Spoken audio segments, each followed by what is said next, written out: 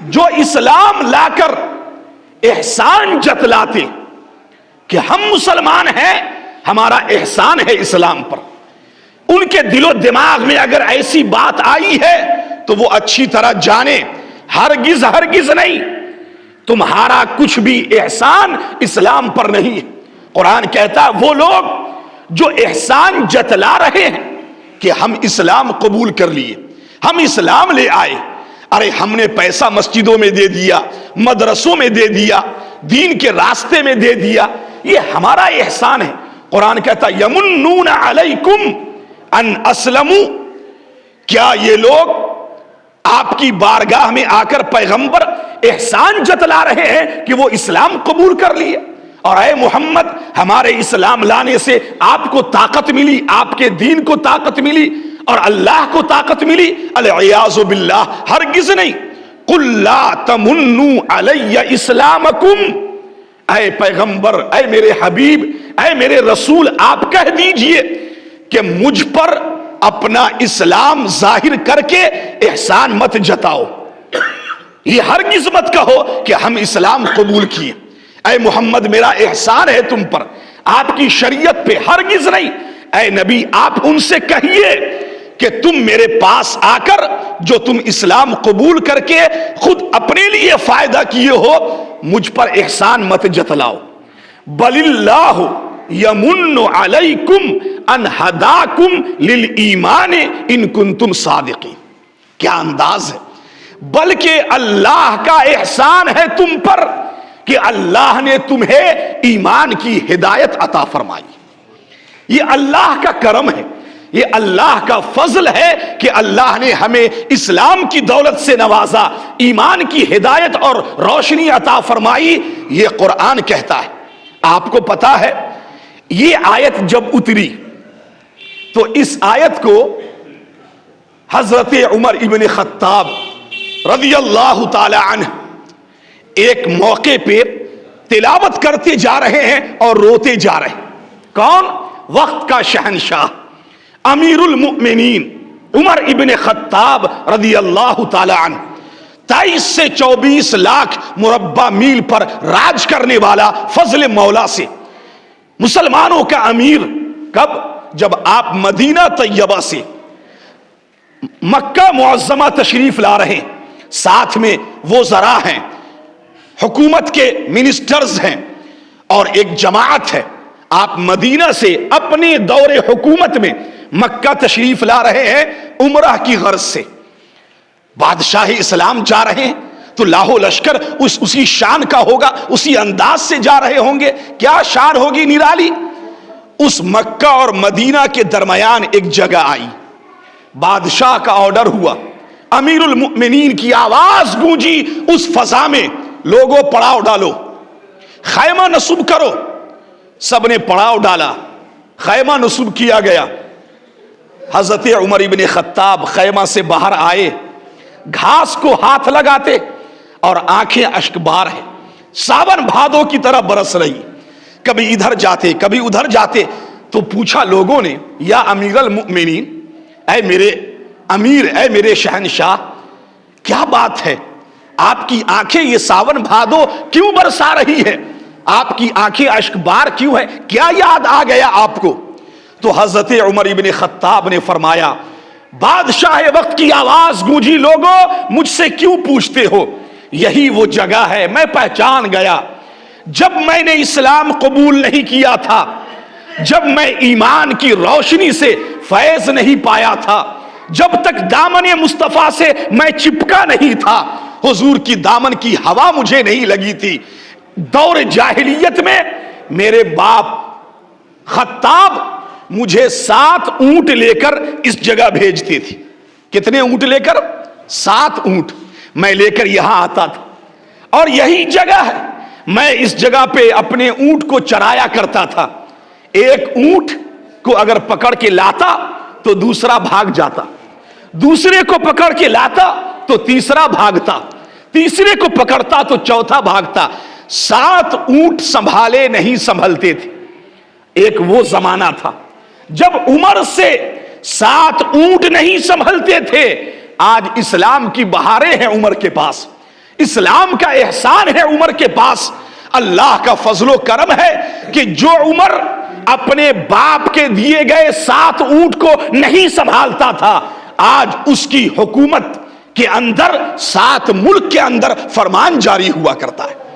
آج اسی اسلام کی دولت نے، ایمان کی روشنی نے، اسی رب کریم کے کرم اور فضل نے، جو عمر 7 اونٹ نہیں سنبھالتا تھا آج 7 ملک سنبھال رہا ہے. الحمدللہ. یہ بہاریں کس کی ہے؟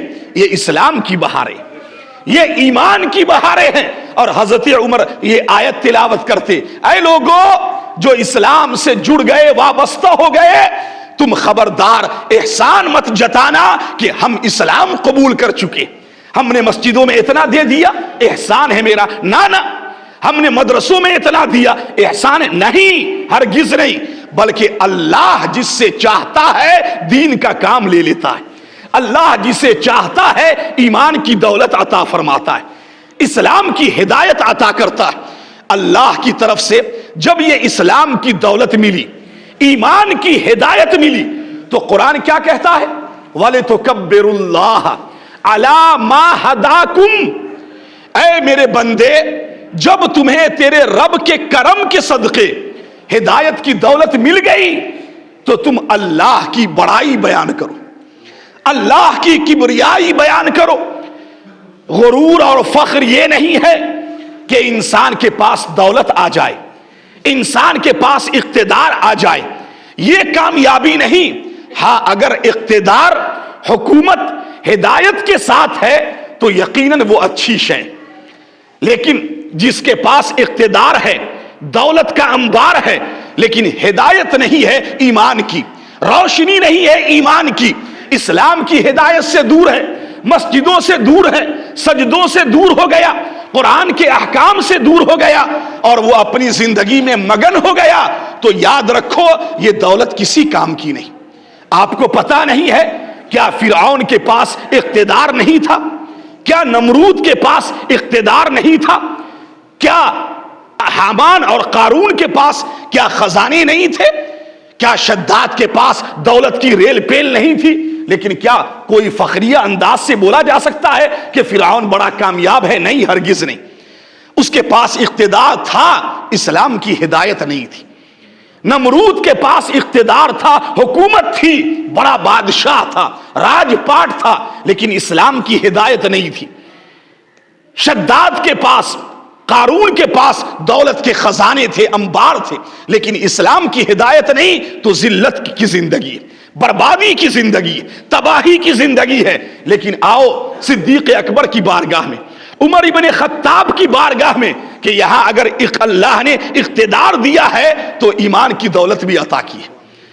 اگر قارون کے پاس خزانہ ہے لیکن ایمان کی دولت نہیں، آؤ عثمان غنی کی بارگاہ میں، اگر یہاں دولت کا انبار ہے، حضرت عبد الرحمن ابن عوف کی بارگاہ میں، حضرت عثمان غنی کی بارگاہ میں، اور دیگر صحابہ کرام جن کو اللہ نے دولت کی فراوانی عطا کی ہے، تو ان کے پاس اسلام اور ایمان کی ہدایت موجود ہے. یہ بڑی دولت ہے، یہ بڑا سرمایہ ہے. اللہ نے فرمایا دولت کے آنے پر بڑائی مت کرو، اقتدار کے ملنے پر بڑائی مت کرو، بلکہ بڑائی کس پر؟ اپنی بھی تعریف اگر کرنی ہے اور اللہ کی تعریف اور بڑائی بیان کرنی ہے تو کس بنیاد پر تمہیں فخر کرنا چاہیے؟ اس بنیاد پر فخر کرو، ناز کرو اپنی قسمت پہ کہ اللہ نے ہمیں اور آپ کو اسلام اور ایمان کی ہدایت عطا فرمائی. فرمایا وَلِتُكَبِّرُوا اللَّهَ، ضرور بالضرور تمہیں چاہیے کہ تم اللہ کی بڑائی بیان کرو، اس کی پاکی، کبریائی، اس کی تعریف، حمد و ثنا کرو. کس بنیاد پر؟ عَلَى مَا هَدَاكُمْ، کہ اسی رب کریم نے اپنے کرم کے صدقے تمہیں اسلام کی ہدایت عطا کی. وَلَعَلَّكُمْ تَشْكُرُونَ، اور یقیناً تمہیں میرا شکر گزار ہونا چاہیے، میرا شکریہ ادا کرنا چاہیے. اس لیے ہم لوگ یہاں آج بیٹھے ہیں، اگر دل کے اندر، دماغ کے اندر اگر ذرا سی بھی یہ بات ہے کہ ہم مسلمان ہیں اور میرا احسان ہے، اسے نکال دو. یہ سب میرے رب کا مجھ پر احسان ہے، میرے اللہ کا مجھ پر احسان ہے، میرے خالق و مالک اور میرے رب کریم کا مجھ پر احسان ہے. آؤ اللہ نے جو اسلام کی ہدایت دی اور اسلام اور ایمان کے ذیل میں رمضان کی بہاریں، قرآن کی تلاوتوں کی بہاریں عطا کی ہے، اللہ کی اس عطا کردہ دولت پہ اور اللہ کی اس عطا کردہ توفیق پہ بآواز بلند اللہ کی کبریائی اور بڑائی بیان کرو. اللہ اکبر، اللہ اکبر، لا الہ الا اللہ، واللہ اکبر، اللہ اکبر وللہ الحمد، اللہ اکبر، اللہ اکبر، لا الہ الا اللہ، واللہ اکبر، اللہ اکبر وللہ الحمد. آؤ میرے پیارے ایک بات سنو غور سے، توجہ کے ساتھ سننا، وقت کی قلت دامن گیر ہے. آج کا دن عید الفطر کا دن ہے. حدیث پاک کے اندر بیہقی شریف شعب الایمان کے اندر علامہ امام بیہقی ایک حدیث پاک لائے ہیں آج کے دن کے حوالے سے. میرے اور آپ کے رسول اللہ کے محبوب دانائے غیوب یعنی احمد مجتبی محمد مصطفیٰ صلی اللہ علیہ وآلہ وسلم ارشاد فرماتے ہیں. میرے آقا نے صحابہ کے مجمع میں ارشاد فرمایا. آپ کو معلوم ہے میں نے کل ہی آپ کو یہ بات بتائی کہ میرے آقا نے اپنی زندگی میں کتنے رمضان پائے تھے؟ 9 رمضان. تو گویا 9 عید بھی پائی. تو میرے آقا نے عید کے دن 9 مرتبہ خطبہ ارشاد فرمایا. 9 مرتبہ میرے آقا نے خطبہ ارشاد فرمایا. اب آپ ذرا غور کریں اس خطبے میں مصطفیٰ نے کیا کہا، میرے آقا نے کون سی بات کہی. میرے آقا ارشاد فرماتے ہیں، اللہ کے رسول صلی اللہ علیہ وآلہ وسلم ارشاد فرماتے ہیں، جب عید کی صبح ہوتی، ہم اور آپ نے صبح کی، آپ نے صبح کی، ہم نے صبح کی، تو اللہ تعالی اپنے خاص فرشتوں کو ہر شہر کے چوک چوراہوں پہ اتارتا ہے. کس کو اتارتا ہے؟ فرشتوں کو اتارتا ہے. خاص مقرب فرشتے. کہاں؟ چوک چوراہوں پہ، جو مین جگہ ہوتی ہے جہاں سے لوگوں کی آمد و رفت ہونی، عیدگاہ جائیں گے آئیں گے، فرشتے کھڑے، اللہ کے مقرب فرشتے وہاں کھڑے ہیں. اور کھڑے ہونے کے بعد کیا کہتے ہیں؟ اے لوگو، کیا آواز دیتے؟ جنات اور انسان کے علاوہ فرشتوں کی اس آواز کو ہر مخلوق سنتی. جنات نہیں سنتے، انسان نہیں سنتے. میں ایک جگہ بول رہا تھا ایسی ہی ٹیبل ٹاک پہ، تو ہمارے بچوں نے کہا کہ قرآن کا ایک انداز یہ بھی ہے، اس کی ایک پکار ہے، ہر چیز اللہ کی تسبیح پڑھتی. میرا ایمان ہے قرآن میں اس کو اللہ نے ذکر کیا. کائنات کی ہر شے، زمین کی ہو، آسمان کی ہو، سمندر کی ہو، بحری ہو کہ بری ہو، اللہ کی ہر مخلوق اللہ کی تسبیح پڑھتی. اس کو سنتا کون ہے؟ جنات اور انسان کے علاوہ ہر شے سنتی. کاری پھر ہمیں کیوں نہیں سنائی دیتی؟ یہی بات ایک بزرگ کے دماغ میں آئی. ایک بزرگ گزر رہے تھے، ان کے دماغ میں خیال آیا کہ قرآن میں کہا گیا ہے کہ ہر چیز اللہ کی پاکی بیان کرتی ہے، سبحان اللہ، سبحان اللہ، الحمدللہ. تو یہ ہم کو سنائی کیوں نہیں دیتی؟ یہ پاکی، اس کے الفاظ سنائی کیوں نہیں دیتے؟ یہ بزرگ سوچ رہے. آپ کو معلوم ہے ان کے دماغ میں یہ بات آنا تھا. بزرگ تو بزرگ ہے، اللہ والے، ہم گنہگار جیسے تھوڑے. ان کے دماغ میں یہ بات جیسے آئی، ان کو پیشاب کی حاجت ہوئی، استنجا کی حاجت ہوئی. پانی اٹھایا، جیسے پانی اٹھایا کہ اب پیشاب کے لیے جائیں، تو پانی سے آواز آنے لگی، سبحان اللہ، سبحان اللہ، سبحان اللہ. پٹک دیا، ارے اس پانی سے ہم استنجا کیسے کریں گے؟ یہ تو اللہ کی پاکی بیان کر. بڑھے ڈھیلا اٹھایا، اس ڈھیلے سے آواز آنے لگی، سبحان اللہ، سبحان اللہ. ڈھیلا چھوڑا. اب تو پریشان ہے کہ ہم کس سے صفائی کریں، ہم کون سی شے لے جائیں اپنی حاجت کے لیے. اب ان کا دماغ ٹھنکا. اب سمجھ میں آئی یہ بات کہ اللہ نے انسان اور جنات سے آواز کو کیوں چھپایا.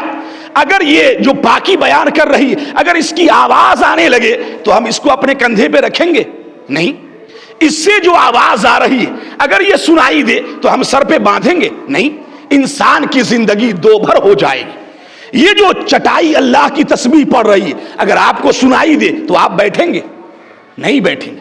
اللہ کا کرم ہے اللہ نے اس کی آواز کو چھپا دیا، ورنہ انسان کی زندگی تباہ ہو جائے. بزرگ فرماتے اب میرے دماغ میں بات آئی کہ اللہ نے ہر چیز کی آواز کو انسان سے چھپایا کیوں؟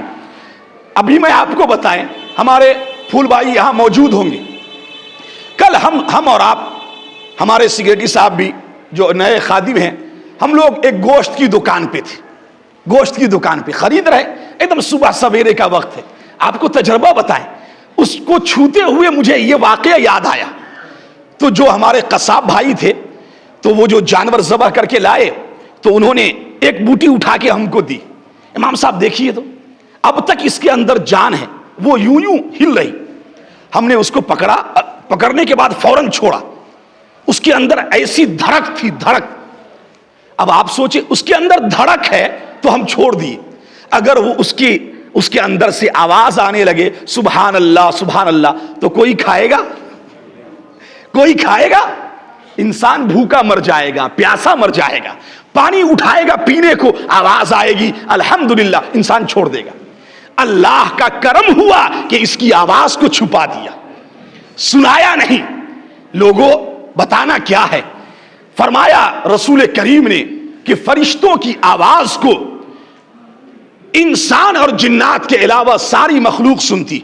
دیکھیں وقت ہو رہا ہے اور آپ کا زیادہ وقت لیں گے نہیں. جو چندہ والے چندہ کرتے ہیں مسجد کے لیے، عیدگاہ کے لیے، تو وہ کھڑے ہو جائیں، اور یہاں بھی باہر بھی اوپر بھی لوگ ہیں، آپ تمام چندہ کر لیں. آپ توجہ میری طرف رکھیں گے. میرے آقا ارشاد فرماتے ہیں کہ فرشتے کھڑے ہو جاتے ہیں چوک چوراہوں پہ اور وہ کیا کہتے ہیں؟ کہتے ہیں اخرجوا الی رب کریم، اے اللہ کے بندو نکلو اپنے رب کریم کی طرف، اپنے مولائے کریم کی طرف نکلو. کس کو آواز دیتے ہیں؟ ہر گھر میں رہنے والے، ہر مرد حضرات کو آواز دیتے ہیں. روزہ رکھنے والے، قرآن کی تلاوت کرنے والوں کو، اے لوگو آج عید کی صبح ہے، عید کا دن آیا، خوشی کا دن آیا، فرحت و انبساط کا دن ہے، نکلو اپنے رب کریم کے کرم کی طرف. وہ آواز لگاتے، آواز لگائے، ہم اور آپ سنے نہ سنے نکل کے آ گئے. آپ سب یہاں تشریف فرما ہے الحمدللہ رب کے کرم سے. آپ کو معلوم ہے جب سب یہاں جمع ہو جاتے، آپ آ گئے، باہر میں لوگ بیٹھے آ گئے، اوپر میں بھی بہت سارے حضرات تشریف فرما ہے، تو اللہ تعالیٰ فرشتوں سے پوچھتا ہے اے میرے فرشتے، میرے سارے بندے آ گئے؟ کہا ہاں رب کریم آپ کے بندے آ گئے. کیا چاہ رہے ہیں وہ؟ یہ بیہقی شریف کی حدیث پاک ہے. علامہ امام بیہقی نے شعب الایمان کے اندر اس کو ذکر فرمایا. وہ کیا چاہ رہے ہیں، کیا مانگ رہے ہیں؟ تو فرشتے کہتے ہیں مولا وہ اپنی مزدوری مانگ رہے ہیں. اور ایک روایت میں ہے کہ اللہ خود فرماتا ہے فرشتوں کیا مزدور کی مزدوری ملنی چاہیے کہ نہیں ملنی چاہیے؟ فرشتے کہتے ہیں ہاں رب کریم کیوں نہیں. کہا میرے بندوں نے میرے حکم کے مطابق رمضان کے روزے رکھے، قرآن کی تلاوت کی، راتوں میں قیام کیا، اور جس طرح توفیق ملی میرے اس مہمان مہینے کی قدر کی ہے تو اسے اس کی اجرت ملنی چاہیے کہ نہیں؟ فرشتے کہتے ہاں مولا اجرت ملنی چاہیے.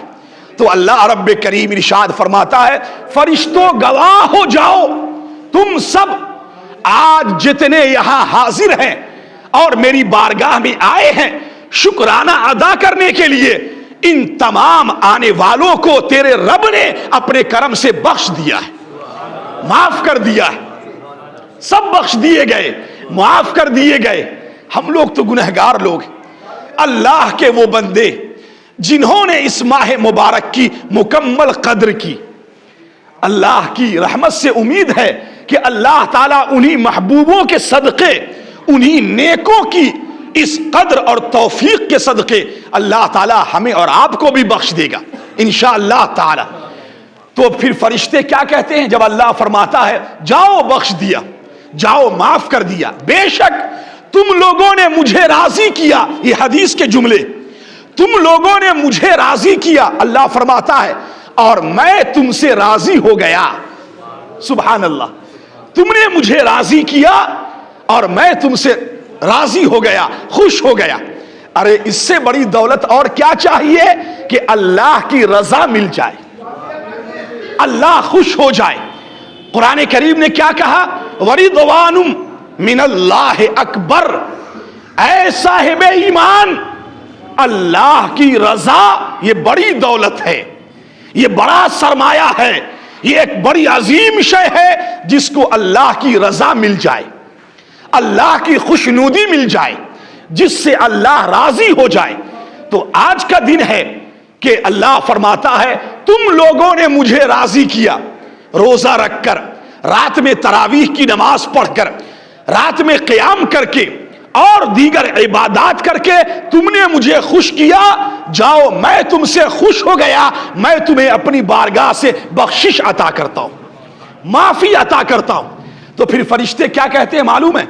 جب اللہ تعالیٰ بخش دیتا ہے اور آپ پہ فخر فرماتا ہے تو فرشتے ہم لوگ سے کہتے، ہم لوگ آواز نہیں سنتے لیکن فرشتے کہتے اے یہاں بیٹھے لوگو، عیدگاہ میں آئے لوگو، اپنے رب کا شکر ادا کرنے آنے والوں، خوش ہو جاؤ، تم اس حال میں لوٹو اپنے گھروں میں کہ اللہ تعالیٰ نے ایک ایک کو معاف کر دیا ہے، بخش دیا ہے۔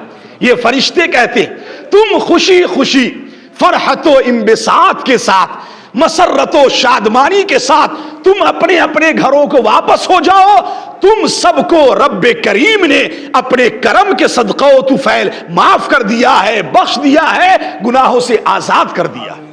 الحمدللہ، یہ فرشتوں کی آواز ہوتی ہے۔ میرے دوستو، یہ بڑا کرم ہے رب کا، بڑا فضل ہے رب کا کہ آپ یہاں آئے تو اس نیت کے ساتھ جائے کہ اگر چلو ماہ کی قدر ہم سے نہ ہو سکی، جیسی قدر ہونی چاہیے، لیکن پھر بھی میرا رب کریم ہے نا، میرا رب تو رحیم ہے نا، میرا رب تو بخشنے والا ہے نا۔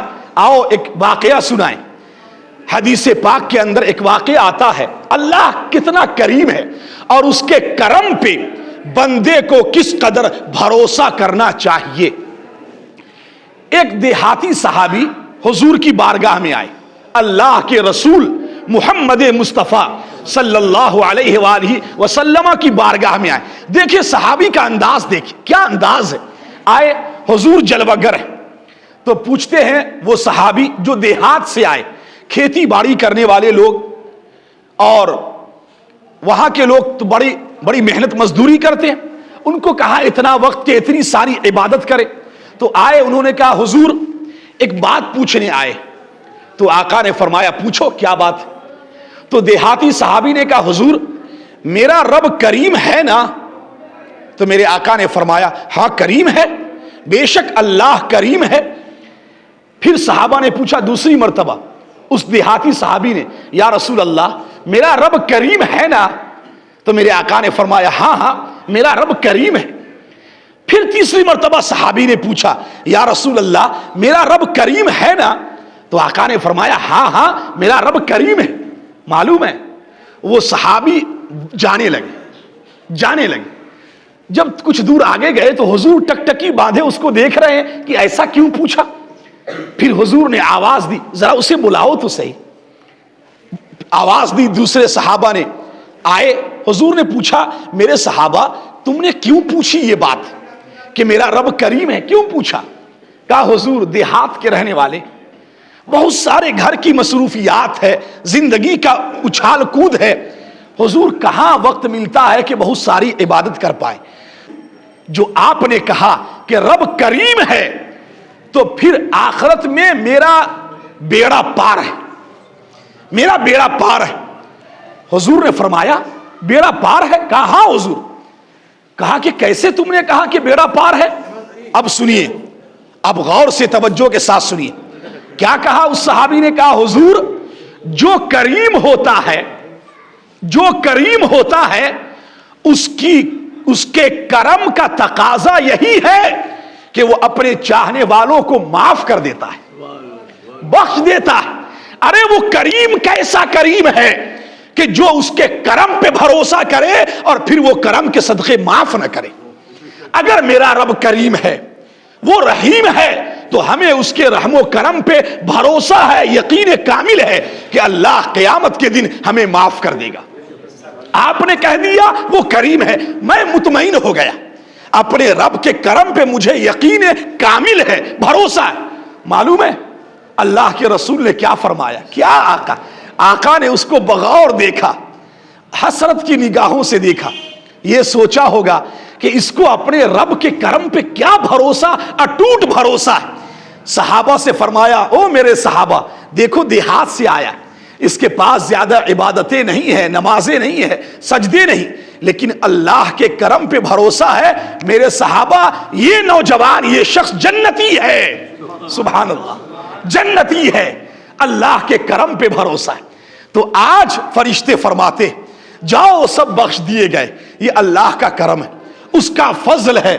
اللہ تعالیٰ آپ کو اور ہمیں شاد رکھے، آباد رکھے، ایمان کی بہاروں کے ساتھ رکھے۔ اور ہم جب جتنے یہاں حاضر ہیں، آپ یہاں آئے، ہمارے گھر میں ہماری عورتیں، آج کل ایک عجیب ڈھکوسلا چلا ہے، عجیب ڈھکوسلا، رات بھی میں نے سنی یہ بات، یہ میں تمثیل کے طور پہ کہہ رہا ہوں، مثال کے طور پہ، مثال دینے تاکہ آپ کی سمجھ میں بات آئے۔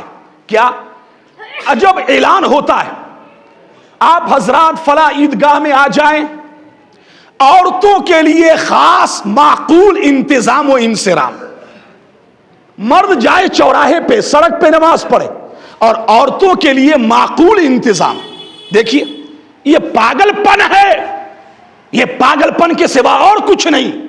عورتوں کے لیے سب سے بڑا پردہ اور عبادت کی سب سے اہم جگہ اس کا وہ گھر ہے جہاں وہ رہتی ہے۔ باہر نکالا عورتوں کو، ایک تو ایسے نکل رہی، اب عبادت کے نام پہ عورتوں کی فطرت میں وہ جہاں جاتی ہے بن سنور کر کے جاتی، یہ میلہ بنا دیا، ایلا میلہ بنا دیا۔ تو یہ جو عورتوں کے لیے معقول انتظام ہے، ابے یہ تمہاری عقل کی اور علم کی جہالت ہے۔ حضرت عمر ابن خطاب نے سختی کے ساتھ منع کیا تھا۔ حضرت عائشہ سے جب لوگوں نے، عورتوں نے آ کر شکایت کی کہ اے عائشہ صدیقہ، کیا حضور کے زمانے میں ہم لوگ عید کی نماز نہیں پڑھتے تھے؟ کہا ہاں پڑھتے تھے۔ عیدگاہ جا کر نہیں پڑھتے تھے؟ ہاں پڑھتے تھے۔ تو یہ عمر منع کرنے والے کون ہوتے ہیں؟ یہ بادشاہ وقت نے کیوں اعلان کیا؟ عمر نے کیوں منع کیا کہ آج کے بعد سے کوئی عورت عیدگاہ میں نہیں آئے گی، اپنے اپنے گھروں کے اندر عبادت کرے؟ اے عائشہ آپ بتائیں، کیا رسول کے زمانے میں ہم لوگ نہیں جاتے تھے باہر؟ تو عمر منع کرنے والے کون ہوتے؟ تو حضرت عائشہ نے کیا کہا معلوم ہے؟ حدیث صحیح موجود ہے۔ حضرت عائشہ نے فرمایا، کیوں غصہ کرتی ہو؟ کیوں تمہاری آن پہ آ گئی؟ جو حال اس وقت تم عورتوں کا ہے، اگر یہی حال حضور کے زمانے میں ہوتا تو اللہ کے رسول بھی منع کر دیتے۔ وہ زمانہ اور تھا جو رسول اللہ کا زمانہ تھا، تقوی کا زمانہ، پرہیزگاری کا زمانہ، لوگوں کے اندر حیا شرم جیسے جیسے حضور کے زمانے سے دور ہوتے گئے، لوگوں سے حیا شرم غائب ہوتی گئی۔ عائشہ نے کہا ہاں عمر نے منع کیا ہے تو صحیح کیا ہے، کیونکہ عورتوں کے حالات بگڑ گئے، اب مردوں کی بھی فطرتیں بدل رہی ہے، اس لیے تمہارے لیے بہتر وہی ہے جو وقت کے بادشاہ امیر المؤمنین عمر نے آرڈر کیا اپنی پارلیمنٹ سے کہ آج کے عید میں کوئی عیدگاہ کے اندر عورت نہیں آئے گی۔ یہ معقول انتظام نہیں، ہرگز نہیں۔ اپنی عورتوں کو نہیں بھیجنا، ان کی عبادت کی جگہ گھر ہے، بلاتے ہیں بھیڑ اکٹھا کرنے کے لیے۔ خیر یہ سب ان کی جہالت ہے، آپ کو آگاہ کر رہا ہوں۔ آپ اپنی عورتوں کو، بیٹیوں کو ان سب چیزوں سے گھروں میں عبادت کریں نا، خوب عبادت کریں، اللہ کو یاد کریں، خوب کریں۔ یہ تراویح کے لیے معقول انتظام ہے، مرد کے لیے انتظام ہی نہیں ہو رہا ہے، سب بارش ہو گئی، سب بھاگ بھاگ کے کہاں کہاں جا رہا ہے، عورتوں کے لیے معقول انتظام۔ عجیب حال ہے، مردوں کا کی خبر نہیں، عورتوں کے لیے معقول انتظام۔ عجیب عجیب جملہ ہے، اللہ اسے آیت کی دولت عطا فرمائے، اللہ تعالیٰ آپ کو سلامت رکھے۔ تو میری جتنی بہنیں آواز سن رہی ہیں اپنے گھروں میں، میں ان سے کہہ رہا ہوں آپ لوگ بھی جو پکوان کر چکے ہیں، تو آپ تمام میری بہنیں اپنے گھروں میں صفائی کے بعد، غسل کے بعد اللہ کی عبادت آج کے دن بطور شکرانہ کیجیے، شکر کے طور پہ سجدے کیجیے اللہ کی بارگاہ میں، اللہ کی بڑائی بیان کیجیے میری بہنوں کہ اللہ نے ہمیں توفیق دی، اس کا شکر ہے کہ ہم نے پورے ماہ کے روزے رکھے، اور ہم سب بھی یہ عید کی نماز کیا ہے؟ یہ شکرانہ ہے، کس بات کا؟ کہ اللہ تعالیٰ نے ہمیں ہمارے اس آئے ہوئے ماہ مہمان کو خیر کے ساتھ گزار دیا، اس پر اللہ کا بڑا شکر ہے۔ ہم سب یہاں اکٹھا ہوئے ہیں، اللہ تعالیٰ ہمارے اس شکر ادا کرنے کو قبول فرما لے اور اس کا بہتر بدلہ دنیا میں بھی دے، آخرت میں بھی دے۔ وما علینا الا البلاغ۔ السلام علیکم ورحمۃ اللہ وبرکاتہ۔ آخری بات سن لیں، جو طریقہ بتایا جاتا ہے عید کی نماز کا وہ آپ سن لیں، پھر ہم لوگ کھڑے ہوں گے اور نماز ادا کریں گے۔ عید کی نماز چونکہ اور دیگر نمازوں سے تھوڑی مختلف ہوتی ہے تو لوگ بھول جاتے ہیں، ہم لوگ بھول جاتے ہیں، مولوی لوگ، ہم لوگوں کو کتاب دیکھنی پڑتی ہے، ذہن سے بات نکل جاتی، تو آپ لوگ تو عوام ہیں، آپ لوگ تو بھول ہی جاتے ہوں گے، بہت سارے یاد بھی رکھتے ہوں گے جو دین سے واقف ہے، آشنا ہے۔ دیکھیے جب ہم لوگ نماز کے لیے کھڑے ہوں گے تو امام صاحب پہلی تکبیر کہیں گے، پہلی تکبیر، تکبیر تحریمہ۔ تو جب پہلی تکبیر ہوگی نا سب سے پہلی، تو ہاتھ اٹھائیں گے اور اس کو باندھ لیں گے۔ باندھنے کے بعد ہم لوگ ثنا پڑھیں گے، ثنا یاد ہوگا، سبحانک اللہم وبحمدک، وہ پڑھیں گے۔ اس کے بعد امام صاحب ثنا پڑھنے کے بعد 3 تکبیر کہیں گے پہلی رکعت میں، ثنا کے بعد 3 تکبیر۔ تو پہلی 2 تکبیر میں، یعنی 3 تکبیر ثنا کے بعد جو ہوگی، اس میں جو پہلی 2 تکبیر ہے اس میں ہاتھ اٹھائیں گے اور چھوڑ دیں گے، پہلی میں، پھر دوسری میں ہاتھ اٹھائیں گے چھوڑ دیں گے، تیسری میں ہاتھ اٹھائیں گے اور باندھ لیں گے۔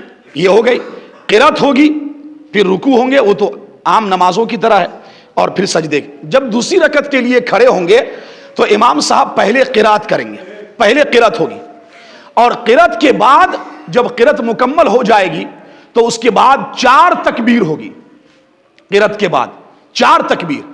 تو 4 تکبیر میں سے پہلی 3 تکبیروں میں ہم ہاتھ اٹھائیں گے چھوڑ دیں گے، ایک بار اٹھایا چھوڑا، دوسری بار اٹھایا چھوڑا، تیسری بار اٹھایا چھوڑا، اور چوتھی بار جب امام تکبیر کہیں گے تو بغیر ہاتھ اٹھائے، اس میں ہاتھ نہیں اٹھائیں گے، بغیر ہاتھ اٹھائے رکوع میں جائیں گے، پھر اور نمازوں کی طرح نماز پڑھیں گے، دعا کریں گے ہم سب اپنے لیے، اپنے تمام اہل ایمان کے لیے، پھر اس کے بعد خطبہ ہوگا، مصافحہ معانقہ کریں گے، پھر خیر کے ساتھ اور اللہ کی رحمت کے سائے میں بخشائے رضا مولا کی دولت لے کر اپنے اپنے گھر واپس ہوں گے انشاءاللہ تعالی۔ کھڑے ہو جائیں۔